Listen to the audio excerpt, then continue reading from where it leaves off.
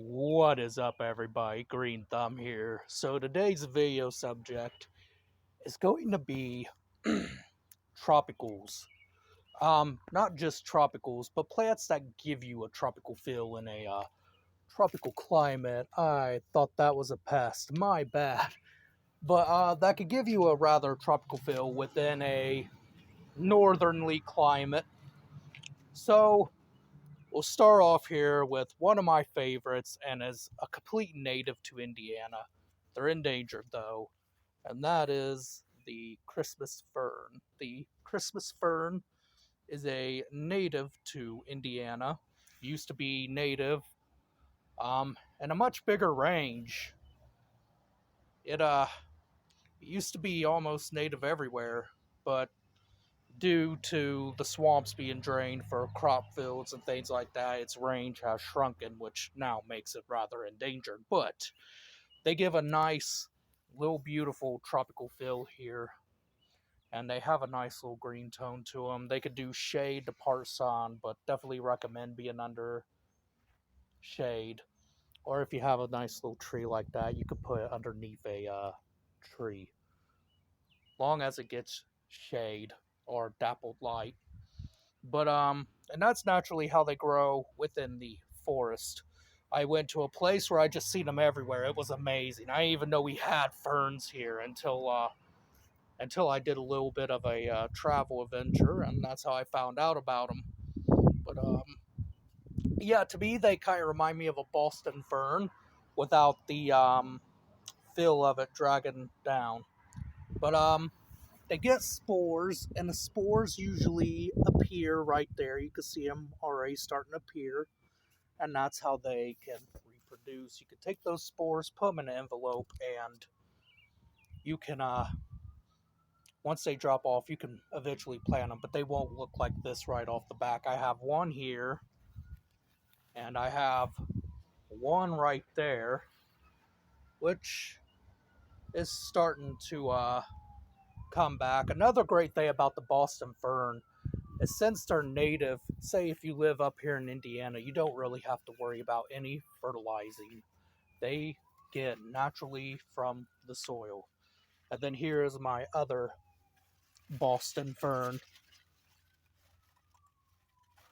Nice and shaded. And then the next plant we're going to be talking about that gives a nice tropical essence is the hosta. Hostas come in a variety of range, to a blue hue, to white variegation in the middle, and to even some of these varieties I got over here, which have a more lime greenish variegation. Or you can get them in all green. There's one hosta. There's the other hosta. That one's more compact and shrub-like. And then this one over here is the same exact hosta as over there. Again, also very nice and shrub-like. You can dig these up and divide them within the garden. I find that you don't really have to add fertilizers to them, but you can if you choose to do so. They do good in shade and part shade. Right here, it gets part shade and part sun, but it never really gets out to full sun, because if it did, they would fry. We see that a lot here because people have planted them in direct sunlight and they don't really take to it, and they eventually die back to the ground. You won't get them again until spring. But you got some with small little leaves like this, and then you got some with medium size, large leaves. Again, they have a nice variegation to them. You can get some with some green or white, and then you got some like this which have more of a nice white variegation. I do fertilize them, which I think really helps them. And again, you could dig them up and spread them through the garden if you wish. So then my next plant I'm going to go to, which is also in this little garden bed, is my fountain grass. At least that's what we call it here. I don't know the scientific name, but they're a nice little grass that gives a definite tropical feel. You could plant really one, like they come in like these tubular bulbs, which I'll show you right here. They look like that, and guess you'd call those rhizomes.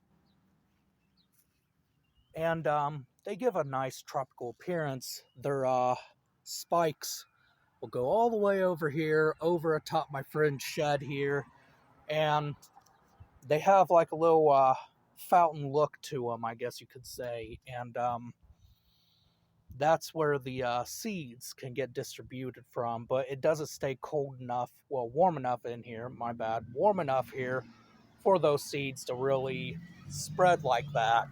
It is definitely a more ornamental grass. I find that in the zone 6, they spread more by the rhizome, really.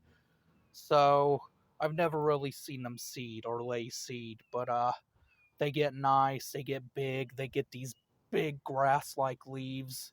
And it could be an alternative to bamboo, honestly, because here we got the bamboo-like stalks. And you get those whenever it dies back to the ground. I don't protect them. They just brace the elements pretty much. But yeah, it gives a nice little tropical feel, in my opinion, to have these guys here.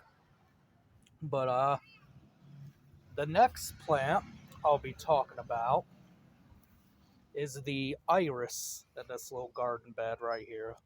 The iris, to me, gives a tropical-like flower.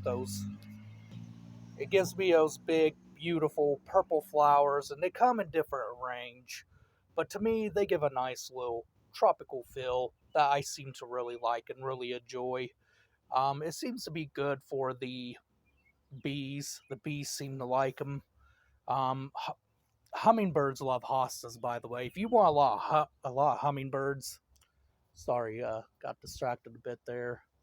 Get some hostas. Get some hostas. They love hostas. And they're not on the invasive species list either. If you can, definitely try to insert some natives in your local area if it fits your theme. Definitely try so. I mean, it definitely helps out, and you're helping out the environment too. But some iris.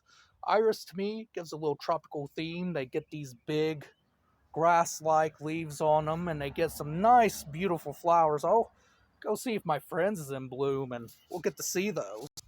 Alright guys, so this is my friend's iris. It's not in full bloom right now, but it was, and we could see the size of these flowers. Kind of mushy, sorry about that, but yeah, and when they bloom wonderfully, and they just look absolutely stunning. And they give a very nice tropical effect and tropical feel if you want some iris. And they spread by a rhizome, and the rhizome looks like ginger. So just be aware of that. Actually, a lot of this iris that I did give my friend here came from my garden. I dug up a lot of it, and I have plans on trying to sell some locally. Here's some more iris I gave my friend, kind of doing a little pour. But yeah. So, yeah, iris really gives a tropical feel, but, just make sure you put it somewhere where you want it to spread, or if you don't want it to spread, then you're going to have to definitely come out here and maintain it, because my iris definitely was all the way over here. It was starting to get over to the gas meters, which living in government housing we can't have, so, I had to dig a lot of it up. And now I'm left with this little clump, and I'm fine with that little clump. That's really all I want anymore of iris. I planted this when I was, I want to say 10 years old. I was into plants as a kid, so yeah. So it gives a nice little tropical feel. Another plant that's also in this flower bed that I really like, that again gives a nice little tropical feel, is the ostrich fern back here. The ostrich fern gets long and tall, and that they remind me kind of a macho fern, but not really there. They're also a Indiana native. I put it here in this flower bed because this flower bed gets a lot of water. The Whenever it rains, all the water comes from the gutter and comes out to here, so it stays nice and moist a lot of the times, besides if we go into drought.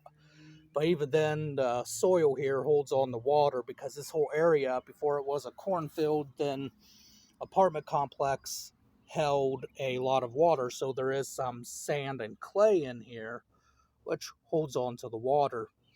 And that's good for particular things like the ferns besides the clay.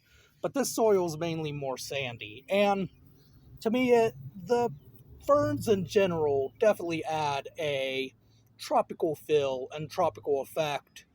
And they're definitely a nice little addition to a tropical garden. And again, they're an Indiana native. So if you can insert some natives that can give you that feel, do so. And then another plant that's in this flower bed that kind of gave me a tropical feel is a corabelle.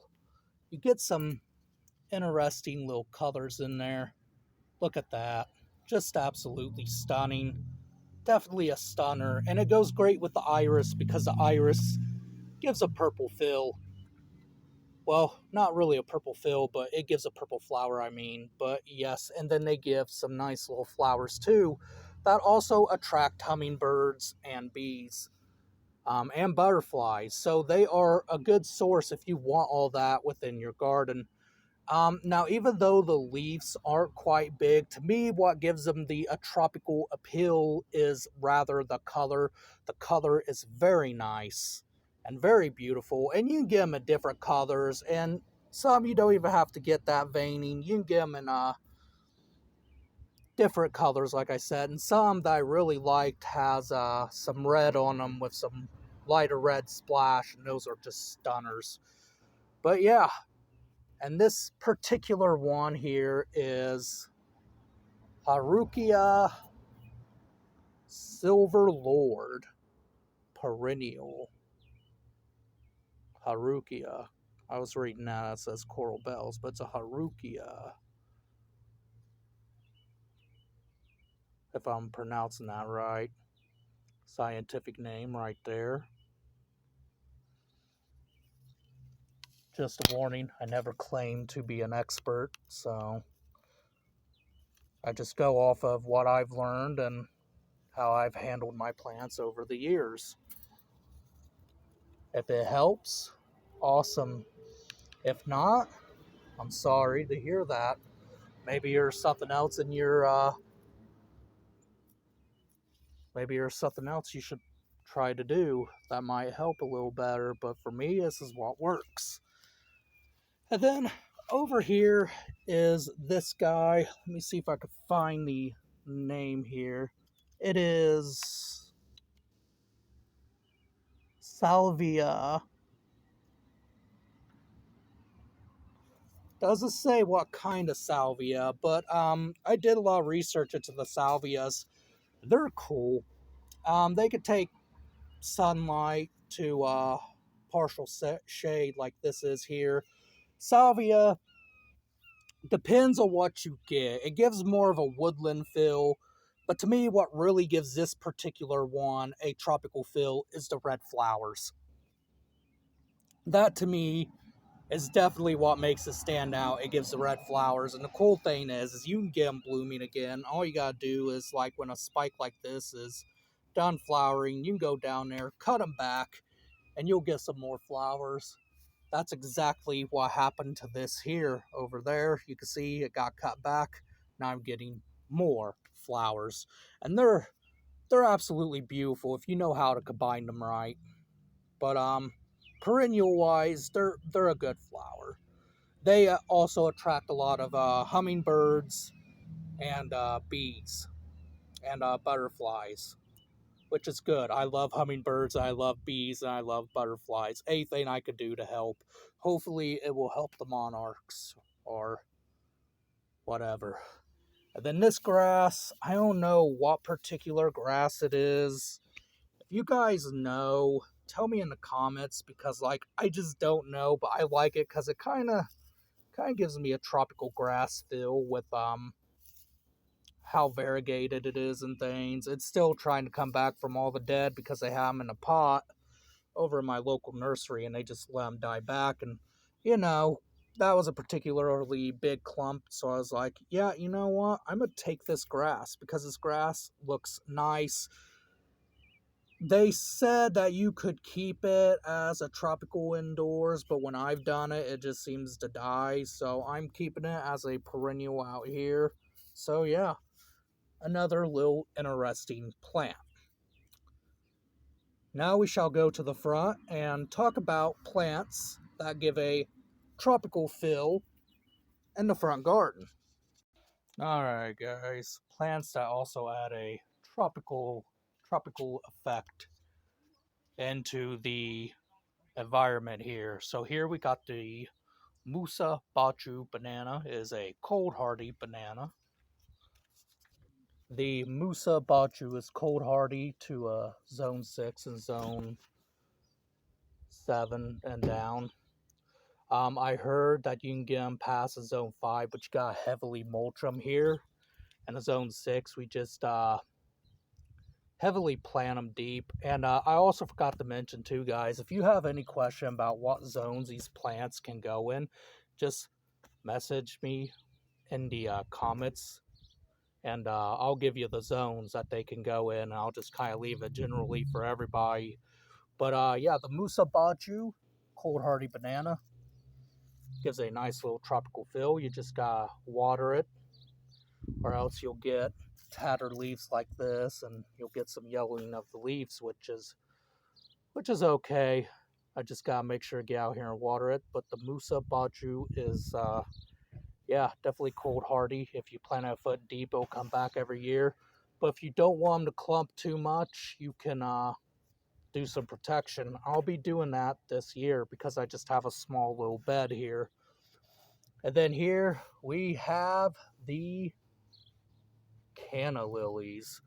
I got some variegated, which again needs water. This whole bed needs watered, it seems like, and some red calla lilies. Again, I heard if you plant them a foot deep, they also become cold hardy. But I always dig mine up just in case we get a bad winter. Because this, well, it'd technically be last year now when we got that Arctic blast. It killed a lot of zone 6 and zone 5 plants. So, yeah, just a little heads up there if you're in a zone like me. And then over here we have the giant calla lily. Again, plant it about a foot deep. It should come back for you. Another nice little beautiful tropical looking plant. And yeah, they get quite big and they get quite beautiful if you plant them a foot deep. This here is kind of like my little zone pushing area. It stays particularly warm here, never gets too cold. So I think the giant canna lily will definitely do fine here. So, well, calla lily, pretty sure that's the name. It is giant calla lily. Canna and calla, guys can't get me. Can't say too much, man. I get they sound the same and I get mixed up. So, but yeah, giant calla lily, definitely a tropical plant that you can get away with zone pushing. I have one over here in particular. It's a nice little baby that came off of this, and they will spread. So it's another thing. They will kind of clump. And you could take the babies, do what I'm doing. You could sell them or put them someplace else in the garden. Next plant to talk about, the beautiful Rose of Sharon's.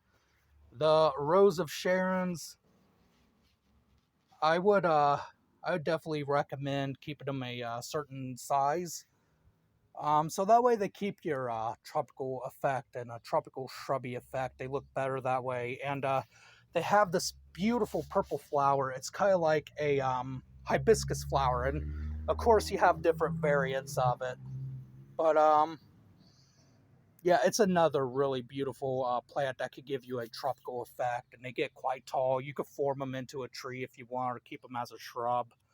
But yeah, Rose of Sharon's. But do cut the seed pods off after they flower, because I guess they can become invasive.